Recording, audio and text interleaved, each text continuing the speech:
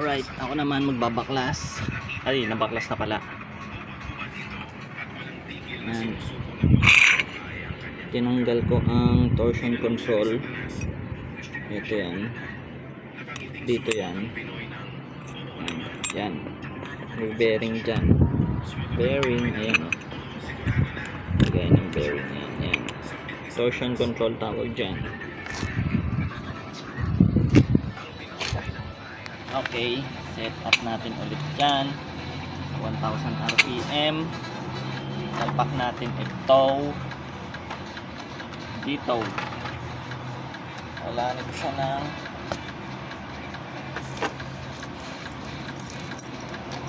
pangkalas. Ano ba yung spring mo dati yung karastak lang? Stock lang yan. Ngayon doon tayo sa 1000 RPM.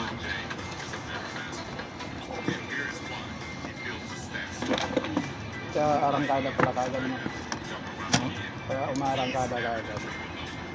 Hindi. Pag ang nag-center spring ka, clutch spring na mataas, mas mabilis kanyang i-neutral. Kasi matigas siya eh. So yung pag umangat ito, pag umangat na yan at matigas tong spring, madali siyang babalik. So naka-neutral freewheel kagad. Ito naman, para kang mag-engine brake. Kapag mababa yung spring mo ng clutch, mataas yung center. Tulad nito, ang pakiramdam ko dito, nasa Tresera, sinisigunda niya pag bumitaw ako ng silinyador. Engine brake siya. Ito naman freewheel, pag biglang baba to.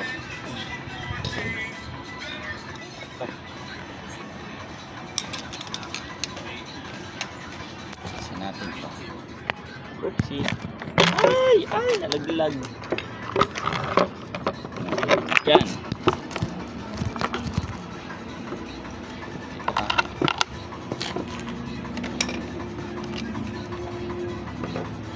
Kasi natin to.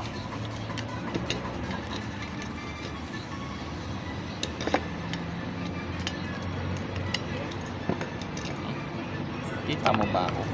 Ha?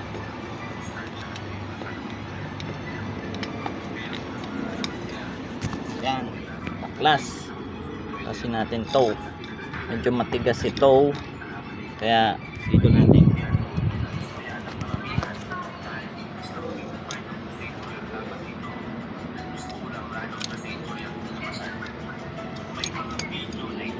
Ako'y magtutono ng aking pang-gedli.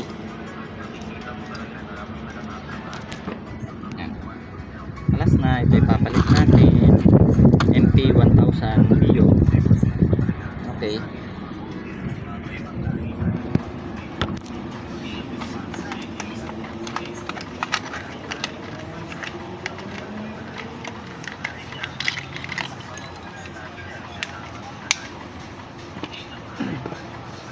Shout out mo na yung brother mo sa baka naman. Na. Shout out. Shout out nga pala sa MP. Baka naman. Baka naman. Pucho works. Mga tiga din ang tawag niya. Oo. Yun lang ang masakit. Para siya yung katulad nung isa. Hindi siya maipasok dito. Okay, gagawa natin paraan. Pause muna natin. Balik na natin. Balik natin ang stock spring.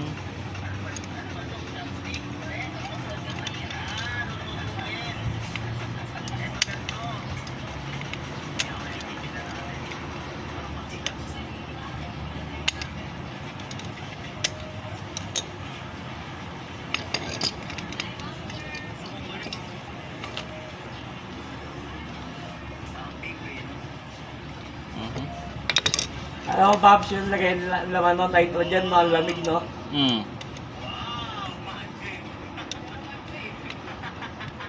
Malamig talaga yon.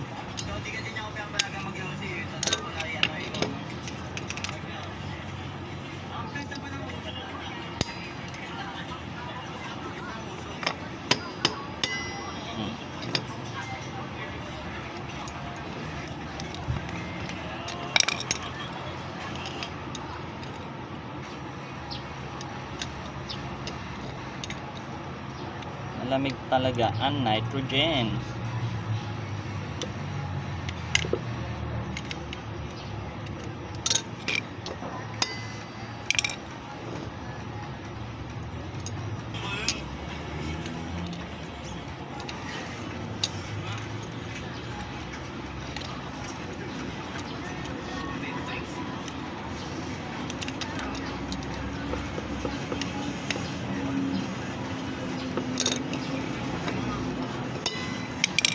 Alright, back to stock.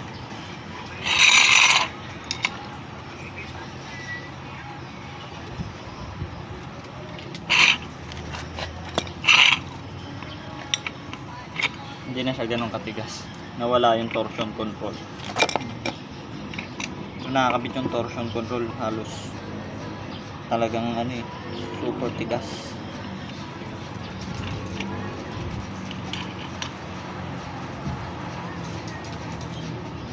Ang torsion control nga pala ginagamit para hindi mag-twist ang spring ng malala, kasi meron siyang bearing. 3 years ko na yan ginamit, hindi nagloko. Ayan siya, torsion control. Ipitan na natin to. Salpak again.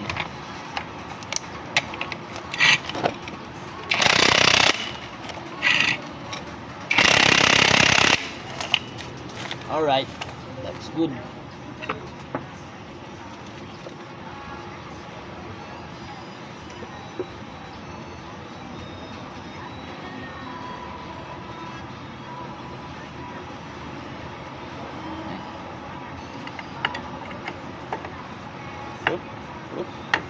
Tahimik. Oo ah. Ito medyo naiikot ko na.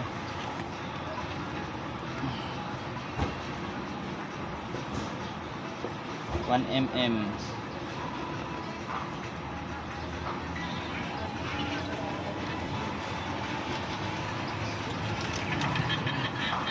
Ay, kapalit pala ang bola.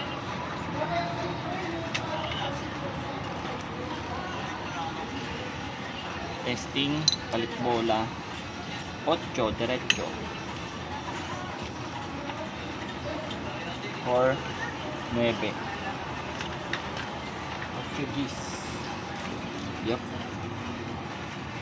Binaklas ko pa.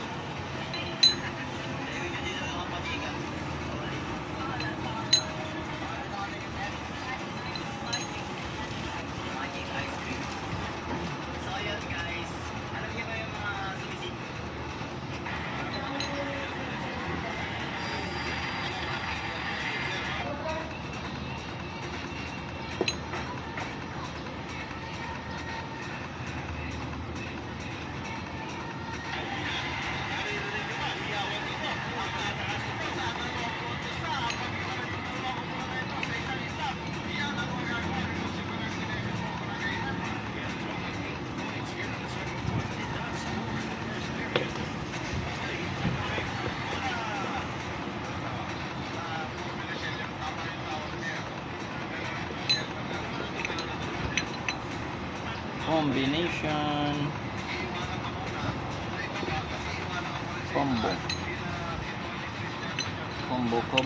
combonetics.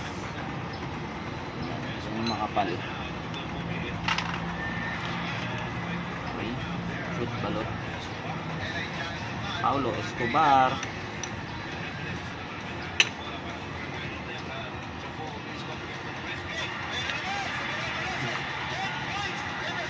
Yan. Saan na tayo maglilinis. Dumating ng kompletong pyesa ko. Sa ngayon, ganito muna. Punas-punas lang. Goods naman. Sun nga pala ito. Yan. Natin ang konting grease monkey dito. Hammer down here.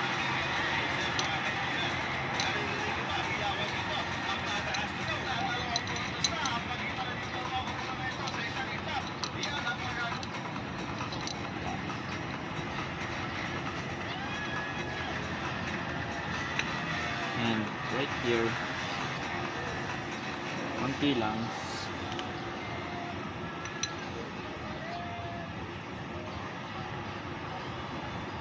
Tanggalin mo excess. Mga excess. Ay. Mga bingit.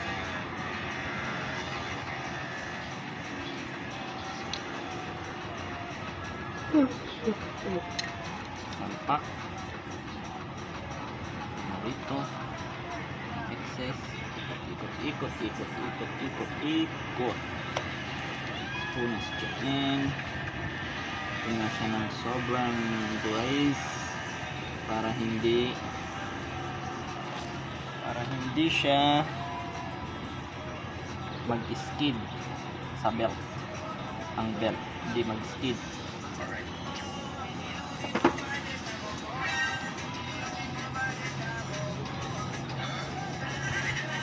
Yan. Alright. Salpak. Yan, binig niya. Wala tayo pumasok. Okay. Ating washer 1mm. Lock na natin yan.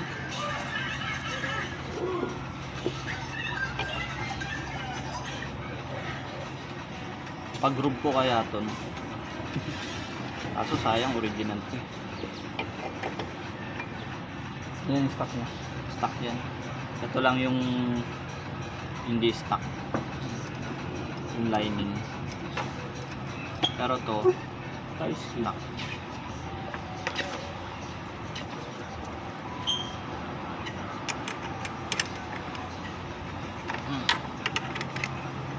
Yeah. Yan, kakamayin nyo muna mga kaberks bago nyo birahin. Sakto na yon, ganun lang, huwag masyado. Then let's put this one. 1, 2, 3.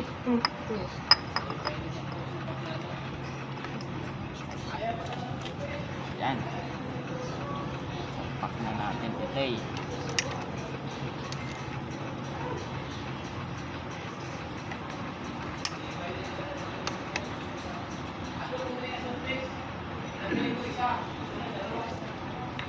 Washer, kabit ng washer. Ganyan.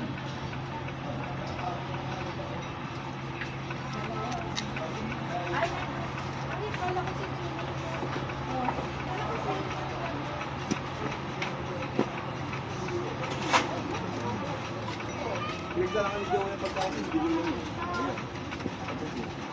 Nag-effort ko yung tao ngayon. Kaya nagalit tayo blood pressure ba? Yan. Yan. Paglalagay ng washer na yon, ganon. Kasi itutulak niya ito doon tsaka dyan. Nang kwentang ka-content to. Okay na, sumobra. Nauubos ko na siya.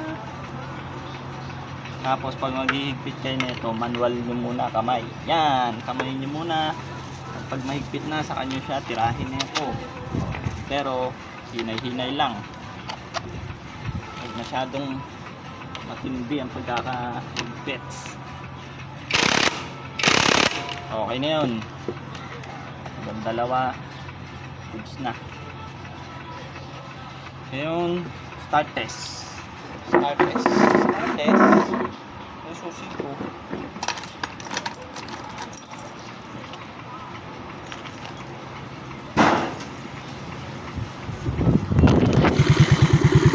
Alright. Well, di naman ganun kapagpag. Konti lang. Goods na yan.